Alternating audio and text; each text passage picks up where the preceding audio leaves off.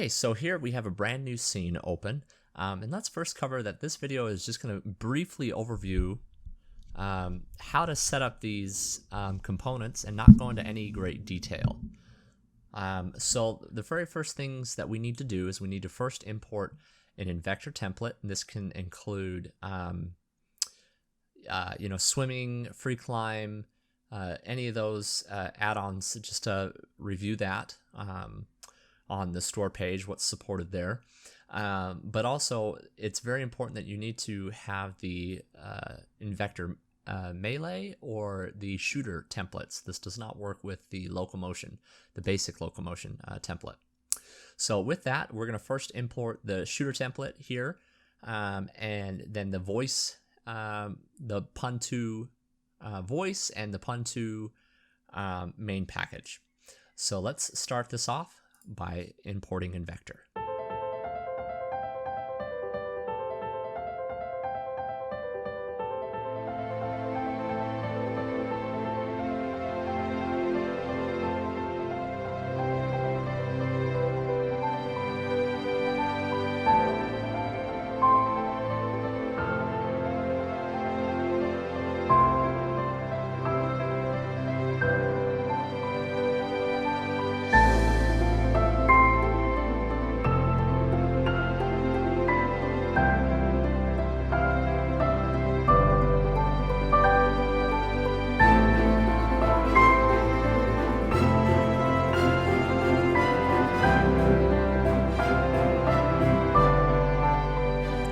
Okay, so here it's asking for an app ID.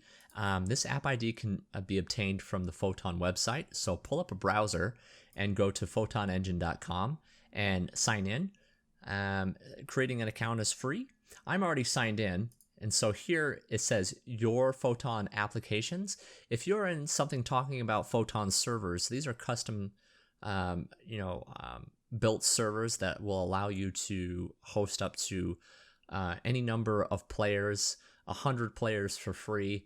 But if you're first getting started, I would make sure that you're on this page. And again, that can be found by doing this and clicking your applications, not your servers. If you're on this page, you're on the wrong place because you have to set up your own Photon servers.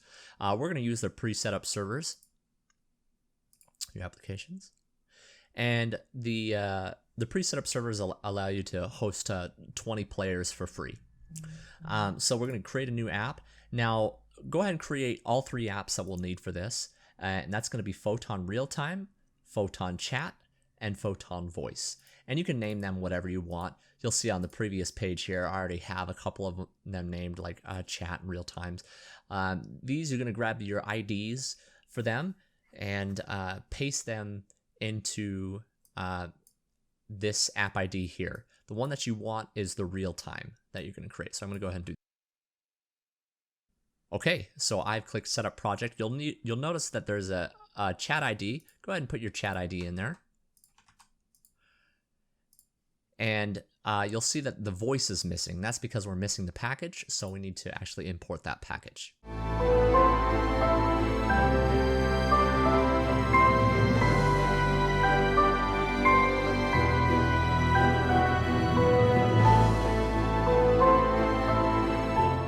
Okay, now the Photon, the app ID for voice is available, so go ahead and paste your voice in there. And the Photon setup is done. So let's import multiplayer now.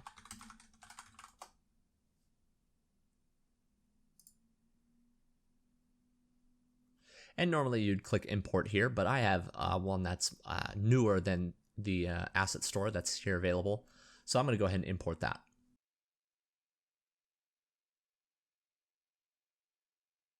Okay, you'll notice during the import in process, there's a helpful window and it says, how do I use this add-on? So first thing is wait for this to be done and then open a scene that you want to convert to support multiplayer.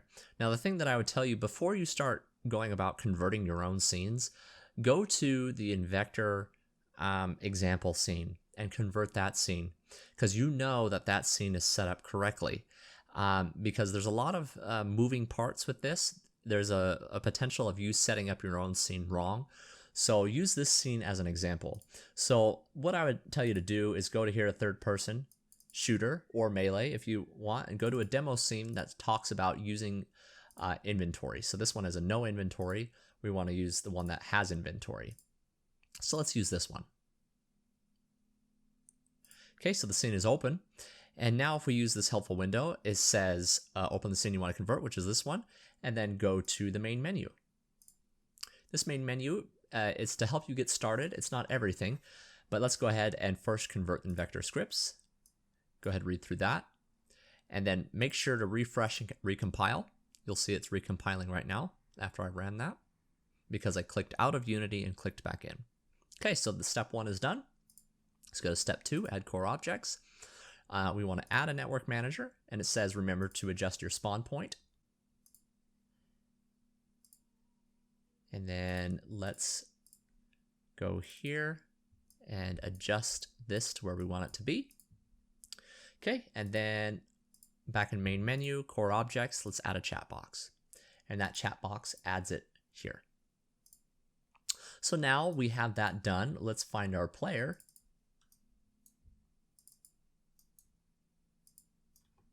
So here's our player. We have him turned on in the scene.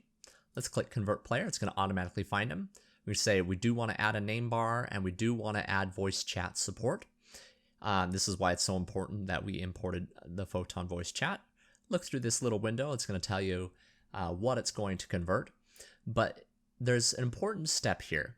Now, before we start doing this, we actually need to come up to here and enable the things that we want supported.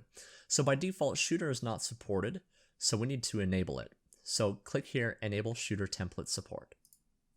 And it says, hey, this is a one-way operation. Make sure you have shooter imported. Click OK. Click out of Unity, click back in, wait for it to recompile.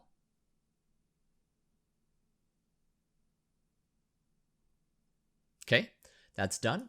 And remember to come up to here and enable support for everything that you have. So if you have free climb, if you have swimming, if you have zip line, if you have shooter, enable those before converting your player.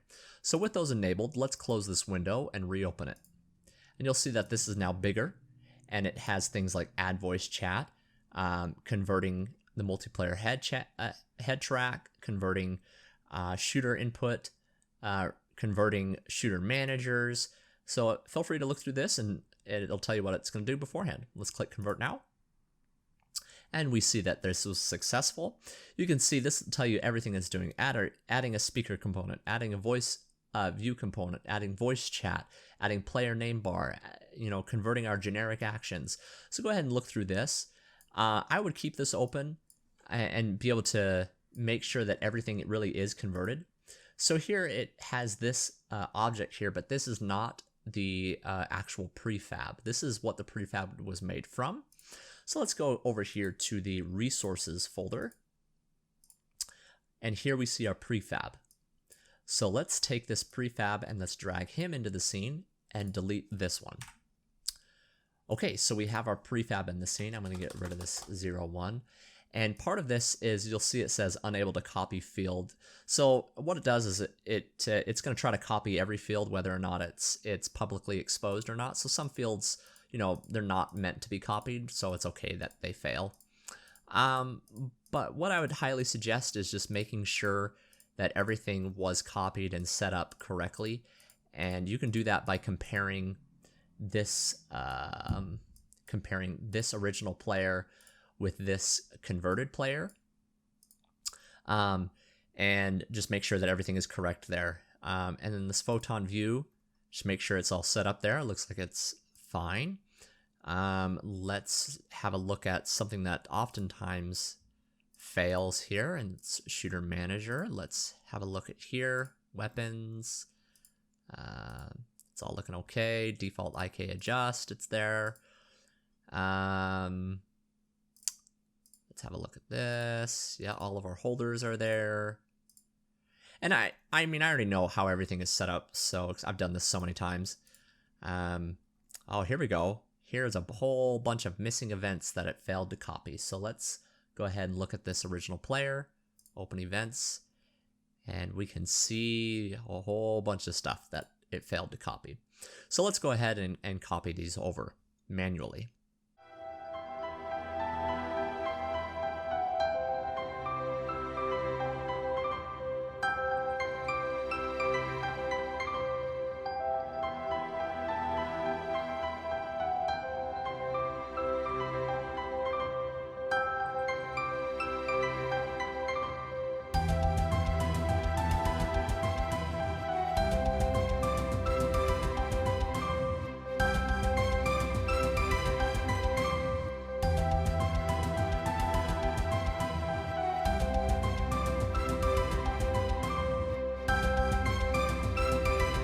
Okay, so it looks like this is set up. So let's make sure we save our changes back to the prefab.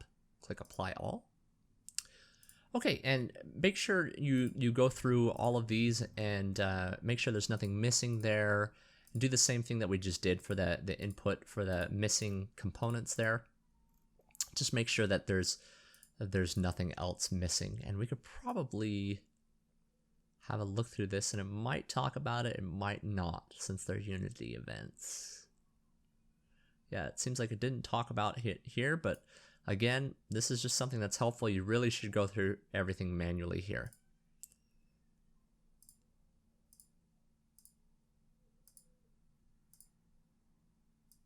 Here we have another missing event, so let's have a look at that one.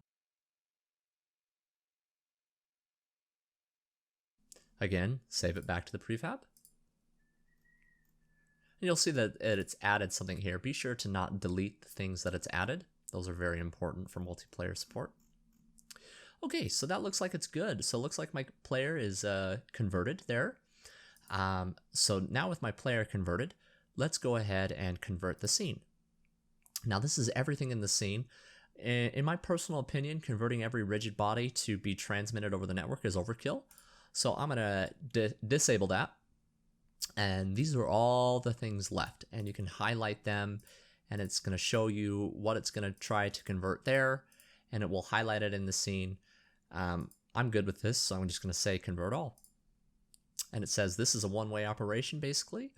If you ever wanna revert and remove these, you know, you might want to back up your scene first.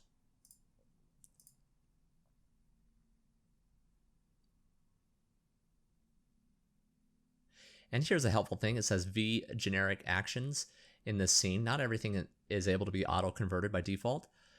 So be sure to add that into the call network events component. Since this is just an example, I'm not going to go about doing that, but be sure that you do. And then, so we've converted the scene, so now let's convert the prefabs. And we want to convert everything. Let's scan the project. Now everything in here, we need to make sure that it really needs to be converted. Like this is an entire scene. We don't need to convert that. So I'm going to remove it from the list. And we're just going to take a quick look through here. And again, if we hop over to the project tab, when we start clicking this, it'll highlight it in the project where it found it. And we can always rescan, but everything looks good to me, so I'm going to say convert found prefabs. So what does this do? Well, it finds every single prefab in this list and converts it to support multiplayer by copying it first, adding it to the resources folder, and adding all the needed components. So here everything is. So now this is just the initial setup. The initial setup is now done. We can play it, but guaranteed there's going to be errors. So we need to perform scene tests. And again, every window has some helpful information. So let's perform the tests now. Okay, so here we have a whole bunch of errors. So red things are we need to fix immediately. Yellow things are things that you probably should think about fixing. They may or may not have intended behavior. And this will give you an idea of how many tests it ran and how many tests it marked as failures. We're going to first start off with the red failures. Okay, so here it says in our network manager that we're missing our scene database. It says network manager test. So it means it's testing the network manager component. Database is not set. So here we don't have a database. If we click it, there's not even a database in the scene. So how do we do that? So the database is referring to a scene database. So I'm going to first close this. We're going to keep this open because we're going to be running this a couple of times. So if we come over here to the CB Games Scene Transition Manager and update scene database, it'll generate a database for us. And now we can come over to here and we can add the scenes database because it generated it. So what does that do? So let's first have a look at the scene database. There's nothing in here. So we need to add all the scenes that we want to add to the database. So with that, let's go ahead and back over to here, update the scene database. Okay. And let's have a look at this again. That scene database is there. So this is important for when it comes to scene transitions. When it comes time to generate a transition from one scene to another, you'll need to have that database there. So let's reperform those tests, and we'll see that that error has gone away. So let's have a look at this. Yes. So one important thing to know is if you don't want a test to be performed on something, simply disable it. So obviously this is the original character. He's not multiplayer supported. So we're going to disable him. We want to do tests on the multiplayer supported character. So let's perform it now.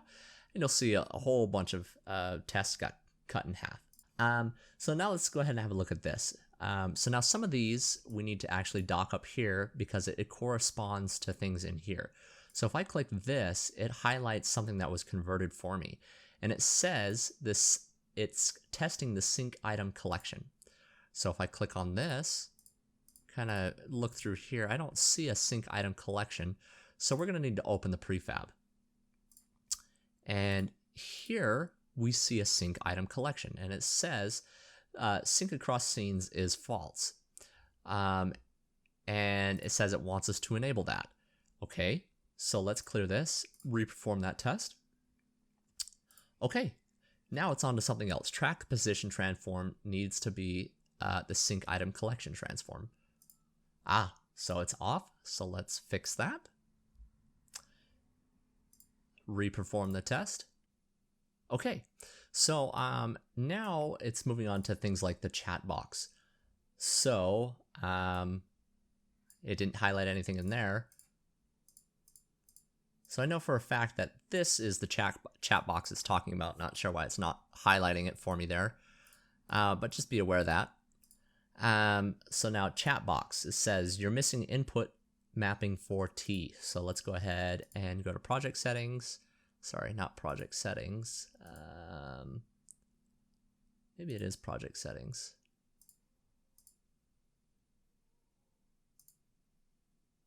Yes, it is. Sorry. So project settings, and we need to add that input. So I'm going to go ahead and duplicate this and add all these inputs that it's talking about.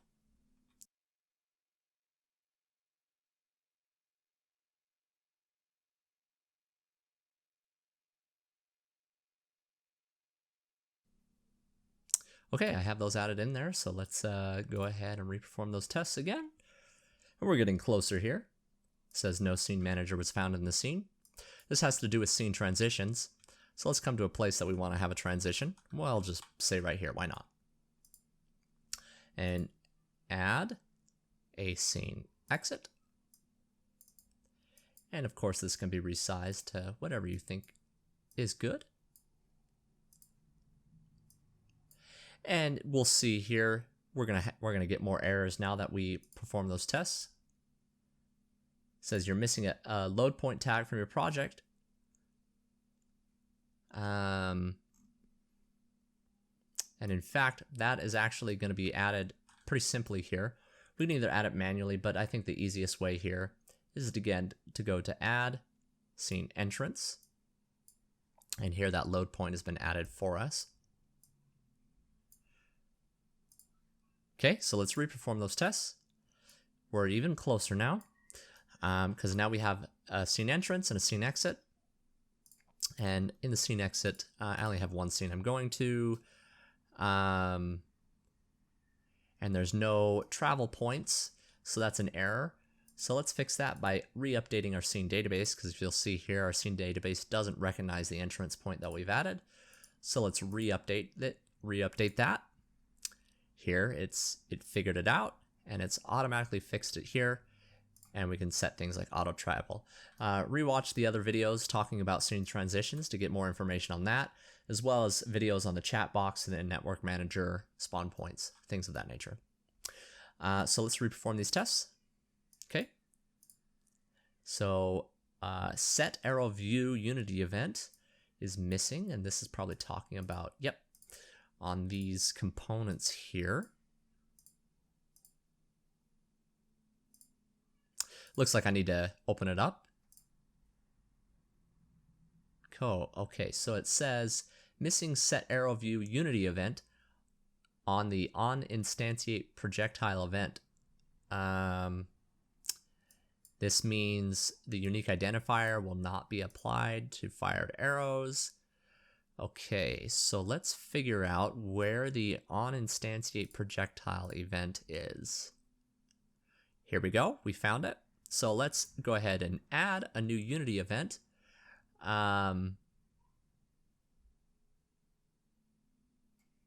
Okay, and let's go ahead and drag this in as the target. And the multiplayer weapon, set ArrowView. Okay, so we've set the ArrowView there. We need to do the same thing for this one, because that's what it tells us to do.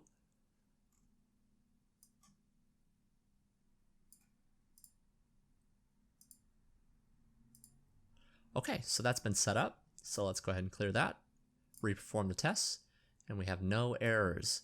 So that's very, very good news. Okay, so let's come back to the scene. Now we got the major errors. Let's look at some of these other ones. It says you have not defined any initial spawn point names. So let's go ahead and look here. Yes, so there's no initial spawn point names. This has to do with team-based scenarios. I'm not going to worry about this right now. Setting up a UI later will solve this for us. Player will need to be disabled. Okay. Weapons don't have a default layer. So if we come up to here, layers and tag, hit layer, default. Okay. And it also doesn't have the body part layer. So let's add that. Layers and tags, kind of the same scenario here with this.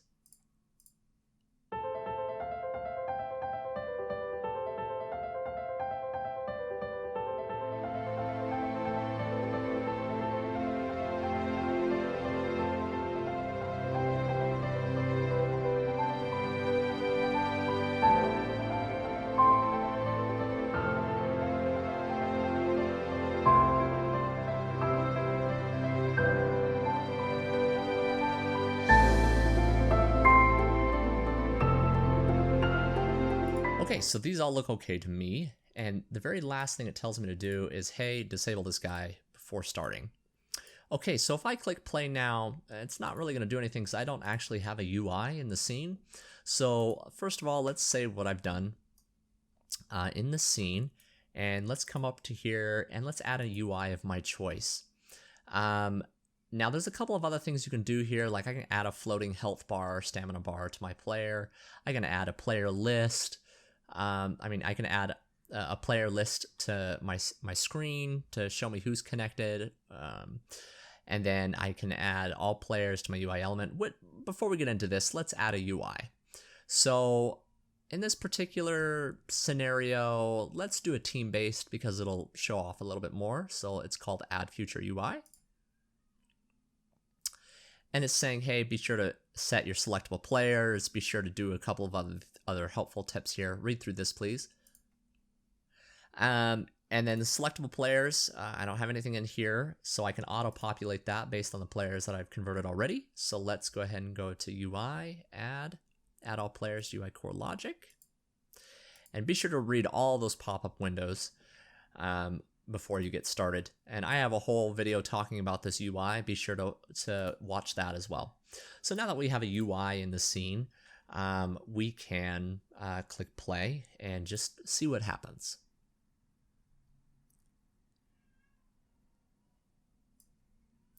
Okay, so I'm here, and you'll see it's a pre-built UI with a lot of features in it already.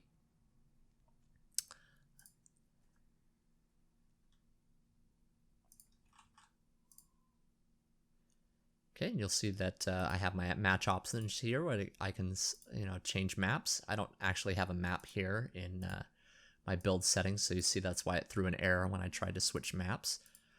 I can also select my player here. I only have one, so it doesn't really matter. I can change teams.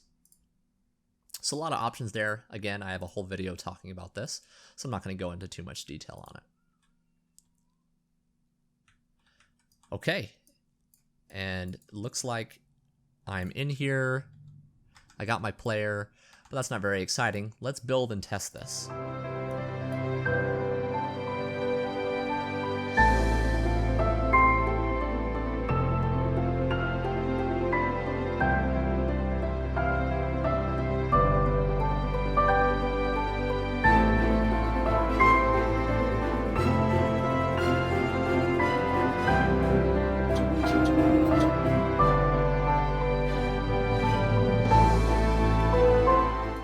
let's set it side by side, and let's click play and get it all set up here.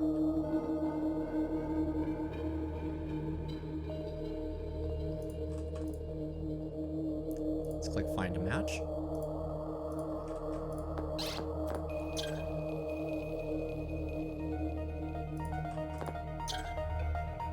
See, it automatically comes up. You'll see that this is black over here. This is a Unity bug. You can honestly go to anything, click save, restart, and all this text will be white. And this is only black inside the Unity. You'll see in the build it's fine. Okay. And let's click start match. Okay.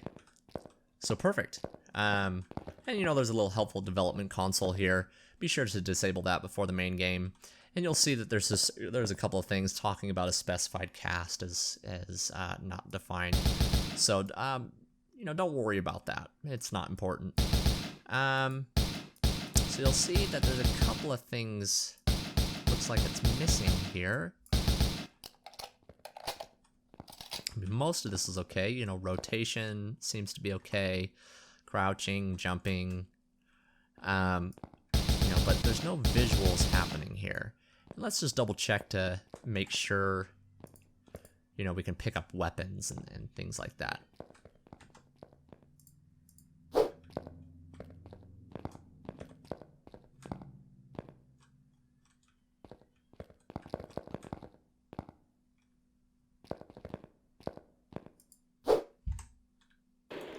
Okay, you'll see there's a couple of things that are still missing here. So let's go ahead and get those fixed.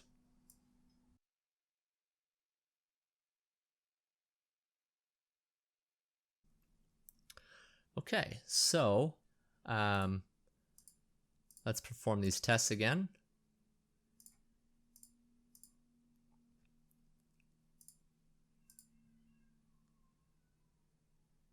Looks like we got a couple of other things here. So this is a common bug that can happen. You know, you do the tests once and then it says everything's okay, and then you do the tests again and it says it's not okay.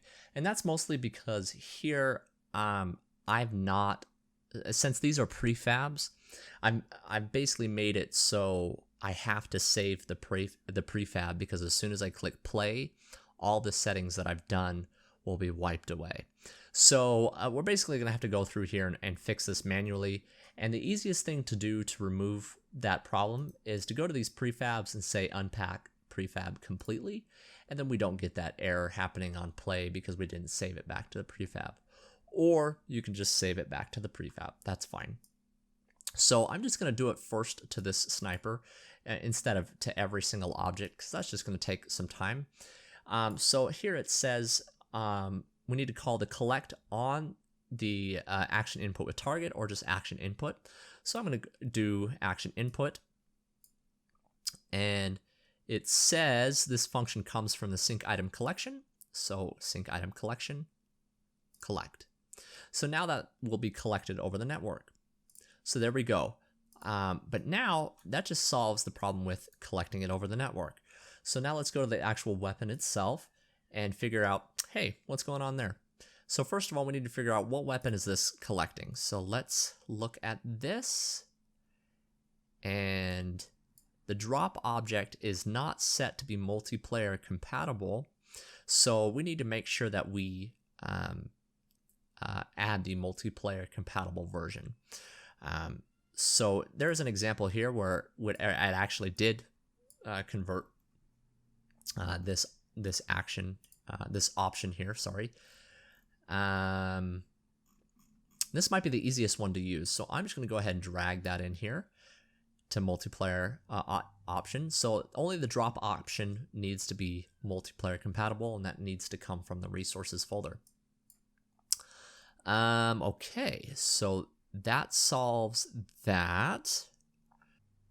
Okay, so this is probably the one that we want. So let's go here, and so that one's the no inventory one. We want the inventory one.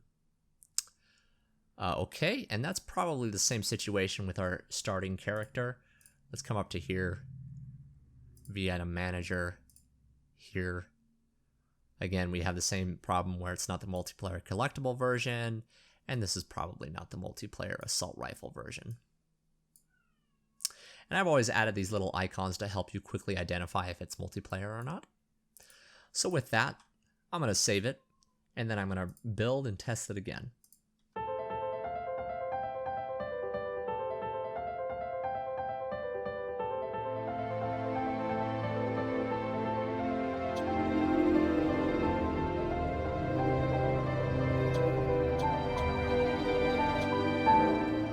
Okay, so there we go. We start seeing weapon projectiles, and so why is this showing up? Well, that's because we've actually set it in as a multiplayer weapon. So this might damage us here, yep. And we don't have any floating health bar, so we can't tell here. So if we enable the floating health bar, we'll see that. But first, remember we also fixed that collectible over here. And we set the sniper collectible to work. So first of all, let's collect an object that wasn't set correctly. If I collect it, you'll see that on this screen over here, it wasn't collected. But if we come up to this one, it should show that it is collected. And there we go. It showed up correctly. And also this sniper has been converted, so we should see the visuals. And it should also damage us. Wow, does a lot of damage. And you'll see another error here. You'll see there's not really going to be a respawn. So why is it not respawning? Well, that's because we haven't set up respawn points. So let's go ahead and do that. So remember to convert these all correctly, and you'll probably have to perform the scene tests a couple of times to make sure that, let's go up to where it is, perform scene tests. And remember, there's a whole bunch of stuff that was missing that we didn't solve in here. And that's all, you know, this press action with input, collectible objects, Unity events here. And that goes back to over here. Just, you know, follow the network manager. If you need more help, hop onto the Discord server. Everyone is willing to help each other there. But let's do respawn points. So network manager, we can add an additional spawn point. That's different from a respawn point. So the respawn point is referring to this player respawn logic here. And you saw that error. It says the respawn tag isn't defined. That's going to automatically get defined once I add a respawn point. And this add player respawn component, that's added right here. Okay, so we'll see the respawn point is there.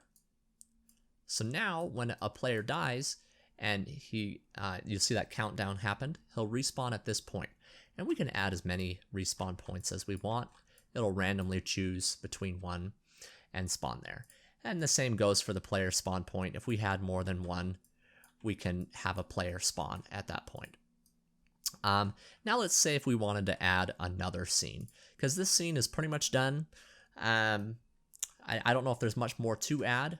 I did talk about missing a health bar from the player here. So if I select my player, come up to CB Games, and then let's add that player bar. So the floating health bar, successfully added the health bar to your player. And let's just adjust this to something that is a little bit easier to read. And let's adjust this player name bar up a little bit. And now this floating health bar will automatically get updated over the network. So let's save that back to the prefab. And that is good to go. So now we can disable that. And, you know, feel free to look through this. There's, you know, you can add voice chat to your player. That's already done if you selected it in your convert player menu. You know, spawn points, respawn points, cameras like, you know, adding death cameras, adding preview cameras, camera points that go along with the preview cameras. So if we add a death camera here, it says it will not trigger by itself. It'll be required to trigger when you want to allow the player to switch targets for the other player. So for example, it says the third person controller on dead event, add the sync player dead enable death cam. So here it's added the death camera component, and we'll see there's a couple of things that it's missing here. So let's go back to our player and let's go to the sync player component. Let's go to the third person player component like I talked about, and it said on dead. We currently see a sync player respawn. Let's add a new event, and let's say sync player dead enable cam. So there we go. So now we have a death camera system that we can click the F keys to switch between players while we're waiting to respawn. So those are some fun things that you can add. If you need more help, be sure to watch the YouTube tutorials, and you can also re-enable the help page to get you started there. And you know, the YouTube tutorials, it'll open up a web page here and take you directly to my web page where you can see all the helpful videos. But let's go ahead and set up a brand new scene. So File, New Scene. And let's just get this all set up here.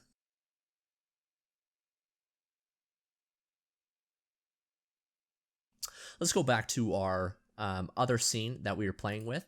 The easiest thing to do here is open this up, double click it, it'll highlight it again, and bring us back here.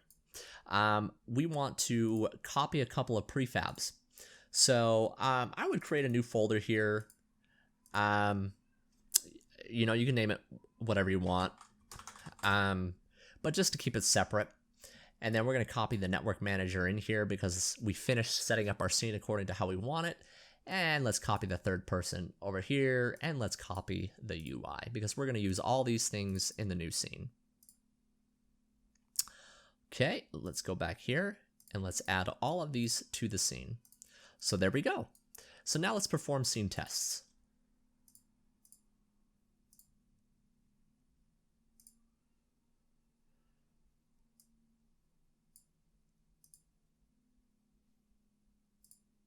Oh, and actually, you know what? Let's add this to the open scene. So default spawn is null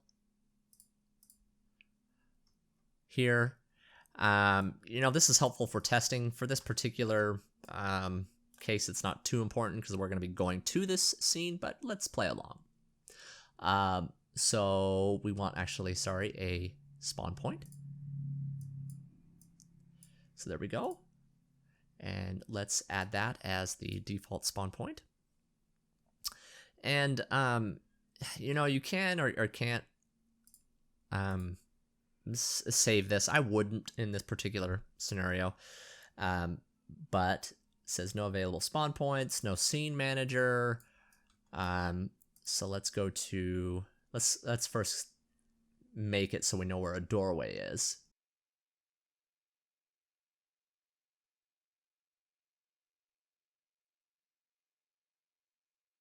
Okay, with that set up, let's update our SceneDatabase.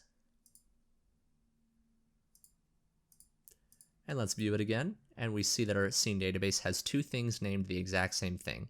So be sure to name your entrance points uniquely.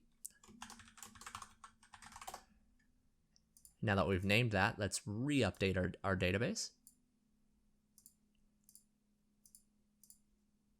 Okay, so we see that is unique there. Now let's go to the scene exit and let's add that transition. Okay. Looks good. Okay. Yeah, don't care about these. Yeah, don't care about that. Yep, don't care about that. Okay, so we are good on this scene. So let's go back to the original scene and let's set up that scene transition.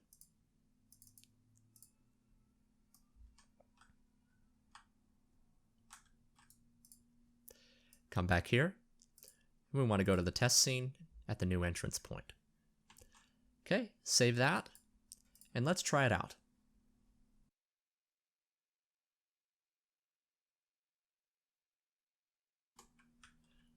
And of course, we always have chat here, so just be aware of that. Okay, looks like it's working.